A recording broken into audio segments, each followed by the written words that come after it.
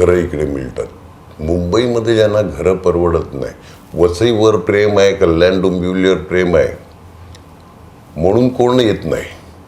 येत आहेत तर सगळ्यांना नाईलाज. मुंबईत आपण घर घेऊ शकत नाही आणि जे आलेले आहेत त्यातले 2-5% इकडून सोडून परत जातात.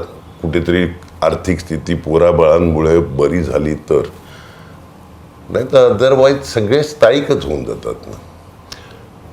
आणि कसं आज केलेली कामं उद्या लोकांच्या लक्षात राहत नाही. पूर्वी गाव खात्यामध्ये कसं केलेलं काम वर्षानुवर्ष लक्षात होते. बरोबर.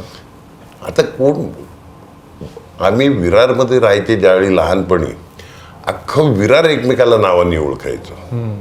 आता बाजूच्या फ्लॅटमध्ये कोण राहतोय हे माहीत नसते लोकांना. एका सोसायटीत राहून एकमेकाला ओळखत नाही, एकमेकाकडे सुख दुःखाला जात नाही, ही स्थिती आहे.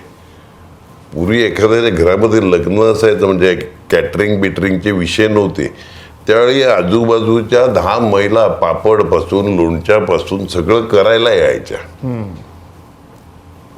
जेवण बनवण्याकरता लग्नाचं पण तर आजूबाजूच्या 10 महिला येऊन सकाळपासून ते जेवण करायला लागायचे. मग घरचेच लोक हे करायचे जेवण. आजचं काय, कोणत्याही एखाद्या गरीबातल्या गरीबाचं लग्न असलं तरी कॅटरर फिक्स. हो. म्हणजे 800 रुपये प्लेट असेल, बाकी कोण 3000 रुपये प्लेट देईल, पण कॅटरर शिवाय त्यांचं चालतच नाही. मग आजूबाजूला येणं, लोणचं करायला, पापड लाटायला, ह्या आजूबाजूच्या महिला यायच्या, एवढ्या एकोपा होता. होता.